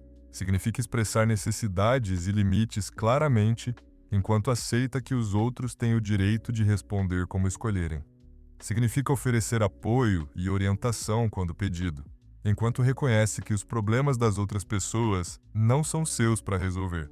Isso não significa tornar-se indiferente. Significa cuidar profundamente enquanto segura com leveza. Talvez o soltar mais profundo envolva liberar versões ultrapassadas de si mesmo. À medida que crescemos e evoluímos, aspectos antigos da identidade se tornam como roupas que não servem mais. A pessoa que você era há 5 anos, com seus medos, limitações e mecanismos de enfrentamento, pode não mais servir a quem você está se tornando. Soltar velhas versões de si mesmo significa estar disposto a dizer: isso não é mais quem eu sou. Esse processo pode parecer desorientador porque exige liberar padrões familiares e entrar em território desconhecido. Mas também é incrivelmente libertador porque o liberta da prisão de autoconceitos limitantes. Capítulo 14. A ciência dos relacionamentos positivos. Os seres humanos são programados para a conexão. Os seus relacionamentos têm mais impacto sobre a saúde mental, o bem-estar emocional e a satisfação com a vida do que quase qualquer outro fator. No entanto, a maioria das pessoas tropeça pelos relacionamentos, reagindo inconscientemente aos outros em vez de criar conscientemente o tipo de conexões que nutrem e apoiam todos os envolvidos. A qualidade dos seus relacionamentos afeta diretamente a sua capacidade de se manter calmo e positivo. Quando estão cheios de conflito, drama e negatividade, é quase impossível manter a paz interior. Mas quando são caracterizados por respeito mútuo, cuidado genuíno e energia positiva, tornam-se uma fonte de força que o ajuda a navegar pelos desafios da vida com maior resiliência. O alicerce dos relacionamentos positivos é assumir total responsabilidade pela própria contribuição em cada interação, enquanto libera a responsabilidade por como os outros escolhem responder. Isso pode parecer simples, mas é uma mudança profunda que transforma como você experiencia cada relacionamento. A maioria das pessoas entra nos relacionamentos com um cartão de pontuação inconsciente, monitorando constantemente se está recebendo tanto quanto está dando, se os outros a estão tratando de forma justa e se as necessidades estão sendo atendidas de acordo com as expectativas. Essa mentalidade de transação cria ressentimento, decepção e conflito, porque posiciona os relacionamentos como negócios, não conexões. Quando você assume total responsabilidade pela contribuição, independentemente de como os outros respondem, torna-se uma fonte de energia positiva, em vez de alguém que precisa de energia positiva dos outros para se sentir bem. Essa mudança é incrivelmente libertadora, porque significa que o bem-estar emocional não depende das escolhas, humores ou comportamentos alheios. Deixe-me contar como esse princípio transformou um dos meus relacionamentos mais desafiadores. Tinha um familiar cronicamente negativo, crítico e difícil de estar ao redor. Por anos tentei mudar o comportamento dele por meio de discussões, lógica, apelos emocionais e, eventualmente, evitação. Nada funcionava e as interações eram consistentemente estressantes e desgastantes. Finalmente, decidi experimentar assumir responsabilidade completa pela minha própria contribuição no relacionamento, enquanto liberava qualquer expectativa de que ele mudaria. Em vez de me defender das críticas, ouvia com genuína curiosidade. Em vez de responder à negatividade com a minha própria negatividade, tentava encontrar algo positivo no qual focar. Em vez de evitá-lo, me engajava com gentileza, enquanto mantinha limites claros. A transformação foi notável. Embora a personalidade fundamental dele não tenha mudado dramaticamente, nossas interações se tornaram muito mais pacíficas. Mais importante ainda, parei de me sentir drenado e estressado depois de passar tempo com ele porque havia parado de lutar uma batalha que não podia vencer. Uma das habilidades de relacionamento mais poderosas que você pode desenvolver é a escuta empática. A capacidade de realmente compreender a perspectiva de outra pessoa, sem imediatamente tentar corrigir, discutir ou julgar o que está sendo compartilhado. A maioria das pessoas ouve principalmente para formular a resposta, em vez de compreender a experiência da outra pessoa. A escuta empática envolve deixar de lado a própria agenda e dar atenção total a compreender como a outra pessoa vê e sente a situação dela. Significa ouvir as emoções por trás das palavras, não apenas o conteúdo literal do que alguém está dizendo. Quando alguém compartilha um problema, o primeiro instinto pode ser oferecer soluções, compartilhar uma experiência similar ou explicar por que não deveriam se sentir como se sentem. Mas frequentemente o que as pessoas mais precisam é simplesmente ser ouvidas e compreendidas. Uma frase simples, mas poderosa que demonstra escuta empática é: "Isso parece realmente difícil. Me conta mais sobre como você está se sentindo com isso." Essa resposta mostra que você está focado em compreender essa experiência deles, em vez de se apressar a consertar ou mudar. Outro elemento crucial dos relacionamentos positivos é a prática da interpretação generosa. Escolher atribuir motivos positivos às ações dos outros sempre que razoavelmente possível. A maioria dos conflitos nos relacionamentos surge de suposições negativas sobre por que alguém fez ou disse algo. Quando alguém está atrasado para um encontro, você pode supor que não respeita o seu tempo, ou pode supor que encontrou atrasos inesperados. Quando alguém lhe dá feedback que parece crítico, pode supor que está tentando machucá-lo, ou pode supor que está tentando ajudá-lo a melhorar. A interpretação que você escolhe tem um impacto enorme em como você se sente e responde. Construir relacionamentos positivos também requer a coragem de ser vulnerável, compartilhar pensamentos, sentimentos e experiências autênticos, em vez de se esconder atrás de uma fachada perfeita. A vulnerabilidade é o que transforma conexões superficiais em relacionamentos significativos. Muitas pessoas resistem à vulnerabilidade porque têm medo de ser julgadas, rejeitadas ou magoadas. Mas a ironia é que ao tentar se proteger escondendo o eu autêntico, você impede exatamente as conexões que o fariam se sentir seguro e aceito. A coisa bela sobre a vulnerabilidade é que ela dá permissão aos outros para serem vulneráveis também. Quando você é genuíno sobre as próprias imperfeições, lutas e emoções autênticas, cria espaço para os outros fazerem o mesmo. Essa autenticidade mútua é o que cria as conexões profundas que nutrem a alma. Capítulo 15. Criando uma vida de propósito e significado. A peça final para se manter calmo e positivo é conectar-se a algo maior do que as suas preocupações imediatas e desafios cotidianos. Quando a sua vida tem significado e propósito, você desenvolve uma resiliência e força interior capazes de suportar qualquer tempestade. Sem esse senso mais profundo de significância, até mesmo pequenos problemas podem parecer avassaladores, porque não são equilibrados por um contexto maior de significado.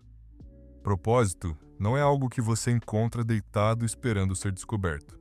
É algo que você cria por meio de escolha consciente e ação consistente. Emerge da interseção dos seus valores, dos seus talentos e das necessidades que você vê no mundo ao redor. É sobre usar os seus dons únicos para contribuir algo valioso às vidas dos outros. Muitas pessoas passam a vida inteira esperando que o propósito seja revelado em algum momento dramático de clareza. Mas para a maioria das pessoas, o propósito se desenvolve gradualmente por meio de prestar atenção ao que a energiza, a que problemas você se importa em resolver, e a que atividades o fazem sentir mais vivo e engajado. Propósito não precisa ser grandioso ou capaz de mudar o mundo. Não exige que você largue o emprego, abra uma organização sem fins lucrativos ou dedique a vida a acabar com a fome mundial. O seu propósito pode ser criar filhos que se sintam amados e confiantes, ou criar arte que traga beleza ao mundo, ou prestar um excelente atendimento ao cliente que ilumine o dia das pessoas, ou ser o tipo de amigo com quem os outros podem contar nos momentos difíceis. A chave é que o propósito o conecte a algo além do próprio conforto e prazer imediatos. Dá-lhe um motivo para se levantar pela manhã maior do que apenas passar por mais um dia. Deixe-me contar como descobri o meu próprio senso de propósito. Por anos me sentia bem-sucedido por fora, mas vazio por dentro. Tinha uma boa carreira, segurança financeira e um estilo de vida confortável, mas algo faltava. Sentia que estava indo pelos movimentos da vida sem nenhum senso mais profundo de por que importava. O ponto de viragem chegou quando comecei a voluntariar como mentor de jovens que estavam saindo do sistema de acolhimento.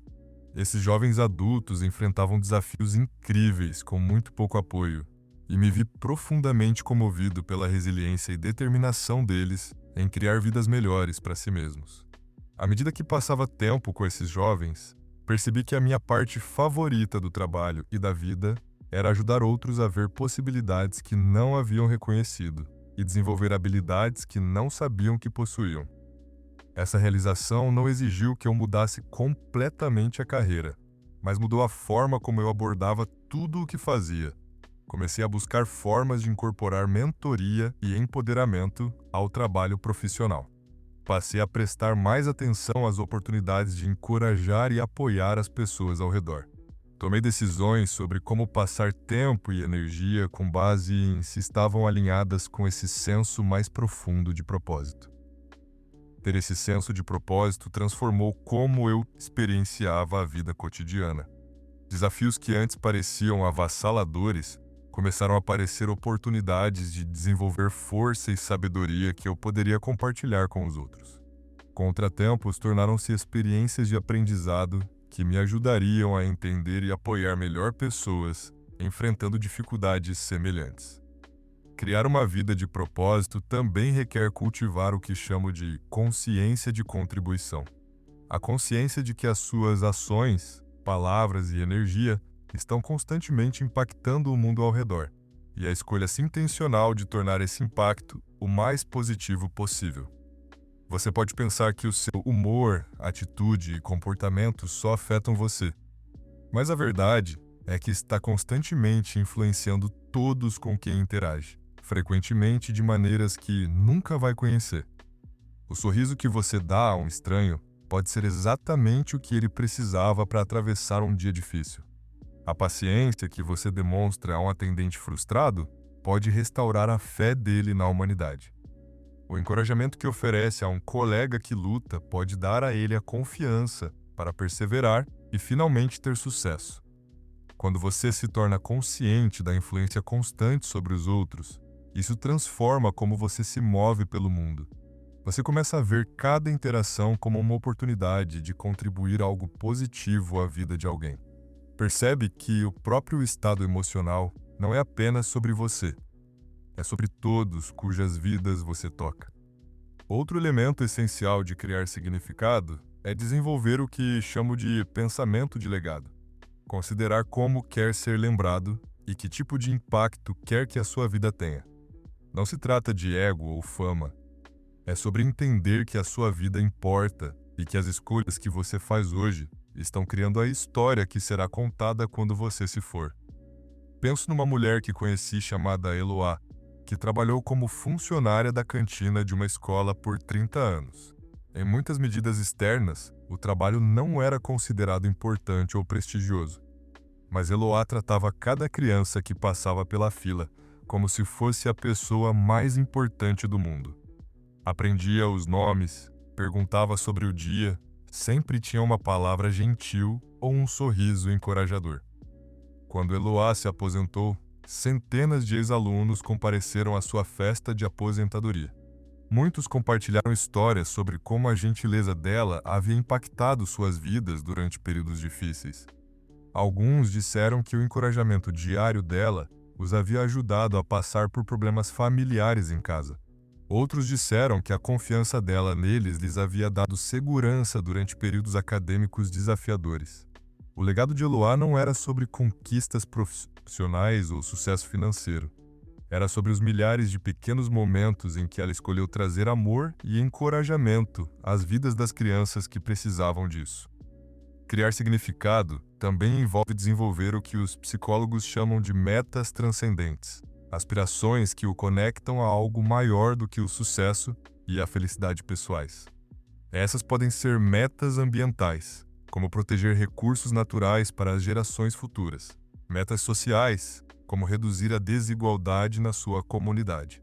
Ou metas espirituais, como crescer em sabedoria e compaixão. Uma prática poderosa para se conectar com essas metas é o que chamo de meditação do efeito cascata. Passe alguns minutos cada dia imaginando o impacto positivo que as suas ações e escolhas estão tendo no mundo ao redor. Pense em como a gentileza com uma pessoa pode inspirá-la a ser mais gentil com outras. Considere como o compromisso com o crescimento pessoal pode encorajar os outros a trabalharem em si mesmos. Reflita sobre como os esforços para se manter calmo e positivo podem criar um ambiente mais pacífico para todos na sua vida. Criar uma vida de significado também requer aceitar que a vida inclui sofrimento, perdas e desafios que não podem ser evitados ou consertados. Mas o significado frequentemente emerge não apesar das dificuldades, mas por meio delas. Os desafios que você enfrenta são oportunidades de desenvolver qualidades como resiliência, compaixão, sabedoria e força que talvez nunca descobrisse de outra forma. As perdas que vivencia podem aprofundar a apreciação pelo que resta. As lutas que suporta podem dar-lhe empatia pelos outros e sabedoria para oferecê-la. Finalmente, criar uma vida de significado exige o que chamo de propósito no momento presente. A compreensão de que o significado não é apenas sobre objetivos de longo prazo e legado final, mas sobre como você escolhe se apresentar em cada momento ordinário da vida cotidiana. Cada conversa é uma oportunidade de praticar escuta profunda. Cada situação desafiadora é uma chance de responder com sabedoria em vez de reatividade. Cada interação com outra pessoa é uma oportunidade de contribuir algo positivo à experiência dela. Quando você aborda a vida dessa forma, não precisa esperar atingir algum objetivo futuro para sentir que a vida tem significado. A vida tem significado agora, neste momento, por meio da sua escolha de viver conscientemente e contribuir positivamente para o mundo ao redor. Encerramento. Ao chegarmos ao final desta jornada, lembre-se, tudo o que exploramos aqui não é apenas informação para consumir, é um conjunto de práticas para implementar. As técnicas para se manter calmo e positivo funcionam, mas apenas se você as trabalhar. Os insights sobre resiliência, relacionamentos e significado são valiosos, mas apenas se você os aplicar à vida cotidiana. Comece pequeno. Escolha uma ou duas práticas que ressoaram mais fortemente com você e se comprometa a implementá-las consistentemente pelos próximos 30 dias. Seja a reflexão diária, o reset emocional, o estabelecimento de limites ou qualquer outra das ferramentas que exploramos. Dê a si mesmo o presente da prática sustentada. A calma e a positividade não dependem de as suas circunstâncias serem perfeitas. São habilidades que você pode desenvolver, qualidades que pode cultivar e escolhas que pode fazer independentemente do que está acontecendo ao redor. O mundo precisa de pessoas que aprenderam a se manter calmas no caos e positivas diante dos desafios. Ao fazer esse trabalho por si mesmo, você não está apenas melhorando a própria vida. Está se tornando uma fonte de estabilidade e esperança para todos que sua vida toca. A sua jornada rumo à calma duradoura e à positividade começa agora. Dê o primeiro passo, depois o próximo, e o próximo. Antes que perceba, vai olhar para trás e reconhecer que se tornou a pessoa tranquila e positiva que sempre soube que poderia ser.